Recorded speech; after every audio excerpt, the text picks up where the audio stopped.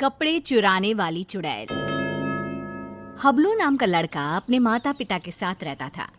हबलू के दो छोटे छोटे भाई बहन थे और उसका परिवार बेहद ही गरीब था। माता पिता कपड़े धोने का काम करते थे, जिससे उनका गुजारा बड़ी ही मुश्किल से चलता था। कुछ दिनों से हबलू के माता पिता की तबीयत खराब होने की वजह से उसे ही नदी पर जाकर कपड़े धोने पड़ते थे।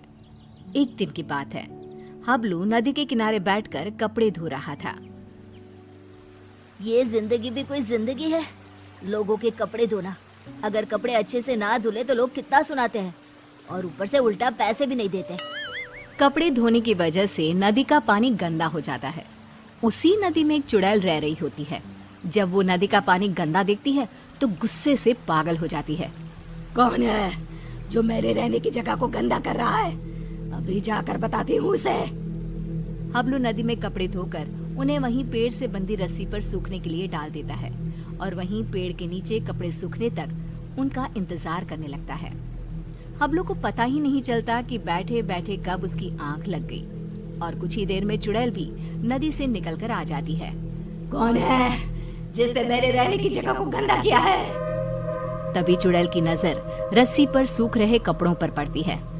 अरे वाह, ये कपड़े तो बड़े ही सुंदर सुंदर है और ये साड़ी कितनी खूबसूरत लग रही है। तभी चुड़ैल अपने पहने हुए कपड़े देखती है। मेरे कपड़े कितने गंदे हैं, हम लोगों को तो अच्छे कपड़े पहनना नसीब में ही नहीं होता। तभी चुड़ैल कपड़े देखकर सोचने लगती है, क्यों ना इनमें से एक कपड़ा चुरा कर मैं पहन लूं, कौन सा इस लड़के को पता चलेगा। चुड़ैल जल्दी से रस्सी से एक साड़ी उतारती है और नदी में ले जाकर पहन कर देखती है। ये साड़ी मुझ पर कितनी खूबसूरत लग रही है, इसमें तो मैं एकदम हूर की परी लग रही हूँ। फिर कुछ देर बाद हबलू की आंख खुलती है। उसे पता नहीं चलता कि कब शाम हो गई। अरे शाम हो गई, समय का पता ही नहीं चला। अब जल्दी से कपड़े उतार कर घर चलता हूँ, नहीं तो रात हो जाएगी। हबलू रस्सी से कपड़े उतार कर घर चला जाता है और घर जाकर कपड़ों की गिनती करके उन्हें एक गठरी में बांधने लगता है। 1 2 3 और ये 5 और ये 9, ये कैसे हो सकता है? मैंने तो 10 जोड़े कपड़े धोए थे, इनमें तो एक कम है। दोबारा गिनता हूँ, कहीं मुझसे कपड़े गिनने में भूल ना हो गई हो। हबलू एक एक करके दोबारा कपड़े गिनने लगता है, पर इस बार भी कपड़े 10 जोड़े की जगह 9 जोड़े थे। कपड़े कम होने की वजह से वो परेशान था। ये सब सोचते सोचते उसे कब नींद आ जाती है पता ही नहीं चलता। अगली सुबह हबलू फिर से कपड़े लेकर नदी पर धोने के लिए चला जाता है और जैसे ही वो कपड़े धोने लगता है, नदी का पानी कपड़े धोने की वजह से फिर से गंदा होता है। ये देखकर नदी में रह रही चुड़ैल आग बबूला हो जाती है। ये लोग मुझे चैन से रहने भी नहीं देते। आज फिर ये लड़का कपड़े धोकर मेरी रहने की जगह गंदा कर रहा है। आज मैं ऐसा सबक सिखाऊंगी कि ये कपड़े यहाँ धोना ही भूल जाएगा। हबलू के कपड़े धोने के बाद वो उन्हें पेड़ से बंधी रस्सी पर सूखने के लिए डाल देता है। जब तक ये कपड़े सूख रहे हैं, मैं यहीं पेड़ के नीचे कुछ देर आराम कर लेता हूँ। हबलू वहीं पेड़ के नीचे एक कपड़ा बिछाकर लेट जाता है। ठंडी ठंडी हवा चल रही थी तो लेटते ही उसे नींद आ जाती है और पता ही नहीं चलता कि कब उसकी आंख लग जाती है। कुछ देर बाद चुड़ैल भी नदी से निकलकर बाहर आ जाती है।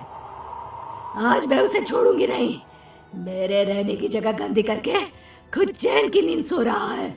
आज तो मैं उसे मार ही डालूंगी। चुड़ैल हबलू को मारने के लिए आगे बढ़ती है तो रस्सी पर सूख रहे कपड़े देखकर रुक जाती है। अरे वाह, आज भी सुंदर सुंदर कपड़े सूख रहे हैं। चुड़ैल रस्सी से एक अच्छी सी साड़ी उतारती है, नदी में ले जाती है और पहनकर देखने लगती है। ये साड़ी तो मुझ पर कैसे भी ज्यादा सुंदर लग रही है। वो चुड़ैल साड़ी पहनकर नाचने लगती है। मेरा पिया घर आया ओ राम जी, मेरा पिया घर आया ओ राम जी। अब तो जब भी कपड़े धोकर सुखाया करेगा, मैं चुपके से जाकर उसके कपड़े चुरा लिया करूंगी और पहन लूंगी। उस लड़के को पता भी नहीं चलेगा कि उसके कपड़े कौन चुरा कर ले जाता है। और अगले दिन नदी का गंदा पानी देखकर चुड़ैल फिर से बाहर आती है और फिर से देखती है। ये लड़का आज भी कपड़े सुखाकर सो रहा है। इस तरह से चुड़ैल हर रोज चुपके से जाती, एक अच्छा सा कपड़ा उठाती, नदी में ले जाती, पहनकर देखती और खुश होती। जब हबलू सोकर उठता तो वो एक जोड़ी कपड़े गायब पाता। कपड़े चोरी होने की वजह से हबलू बहुत ज्यादा परेशान हो जाता है। समझ में नहीं आ रहा कि मेरे कपड़े कौन चुरा कर ले जाता है। अगले दिन हमेशा की तरह वो कपड़े धोता है और उन्हें पेड़ से बंधी रस्सी पर सूखने के लिए डाल देता है और पेड़ के नीचे कपड़ा बिछाकर लेट जाता है। सोचने लगता है कि आखिर कौन है जो मेरे कपड़े चुरा रहा है और मुझे पता भी नहीं चलता। ये सब सोचते हुए हबलू को नींद आ जाती है। गंदा पानी देखकर चुड़ैल बाहर आती है और ध्यान से सभी कपड़ों को देखने लगती है। तभी उसे एक लाल रंग का सुंदर सा लहंगा पसंद आता है और वो उसे अपने ऊपर लगाकर देखने लगती है। ये लहंगा तो बहुत ही सुंदर है। इसे पहनकर तो मैं रानी लगूंगी, रानी। इस लहंगे को पहनकर अपनी चुड़ैल सहेलियों को जाकर दिखाऊंगी। जब वो मुझे इस लाल लहंगे में देखेंगी तो मुझसे जल बुझ जाएंगी। इससे पहले कि ये लड़का सोकर उठे, मुझे ये लहंगा चुराकर नदी में ले जाना चाहिए। फिर वो चुड़ैल वो लाल लहंगा उतारती है और तभी हबलू की आंख खुल जाती है। वो चुड़ैल को देखकर डर जाता है और फिर से वापस अपनी आंखें बंद कर लेता है। बाप रे, ये तो चुड़ैल है। अच्छा, तो यही हर रोज मेरे कपड़े चुरा कर ले जाती है और मुझे पता भी नहीं चलता। फिर वो जैसे ही लहंगा नदी में ले जाने लगती है, अरे ये लहंगा लेकर कहाँ जा रही है? ये लहंगा तो जमींदार की पत्नी का है। अगर मैंने उसे लहंगा नहीं लौटाया तो वो मुझे जमीन में जिंदा ही गड़वा देगा। नहीं, वो लहंगा मुझे चुड़ैल से वापस लेना ही होगा। पर कैसे, समझ में नहीं आ रहा। वो लहंगा मैं चुड़ैल से लूं तो कैसे लूं?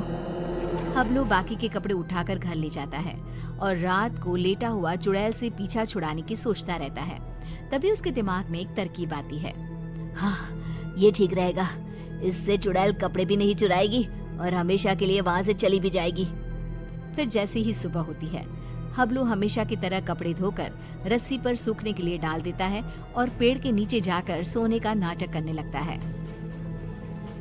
लगता है आज फिर इस लड़के ने कपड़े धोए हैं। चुड़ैल नदी से निकलकर बाहर आती है तो देखती है कि रस्सी पर केवल आज दुपट्टे ही दुपट्टे सूख रहे हैं। ये क्या, आज सिर्फ दुपट्टा? कोई बात नहीं, आज मैं इसे ही ओढ़ लेती हूँ। जैसे ही चुड़ैल रस्सी से दुपट्टा उतार कर उड़ती है, उसके पूरे शरीर पर खुजली होने लगती है। मर गई रे, ये मुझे खुजली क्यों हो रही है? अरे कोई तो कुछ तो करो। हबलू आंखें बंद करके सब कुछ देख रहा होता है। अब आएगा मजा। बड़ा रोज कपड़े चोरी करके पहनती थी, अब पहन कर देख कपड़े। आज इस चुड़ैल को पता चलेगा कपड़े चोरी करके पहनने का नतीजा। आज के बाद ये कपड़े चोरी करना भूल जाएगी और फिर कभी जिंदगी में किसी के कपड़े नहीं चुराएगी। चुड़ैल इधर उधर भागने लगती है। खुजली, खुजली, अरे बचाओ, मेरे शरीर पर खुजली हो रही है। अरे मर गई मैं। अरे कोई तो मुझे बचाओ, मुझे नहीं पहनना ये दुपट्टा। अरे इससे तो मेरे शरीर में खुजली होने लगी है। अरे मुझे नहीं चाहिए इस लड़के के कपड़े। और चुड़ैल नदी में जाती है और सारे कपड़े लाकर वहीं डालकर भाग जाती है। और फिर वो हबलू तो क्या, किसी और को भी कभी परेशान नहीं करती।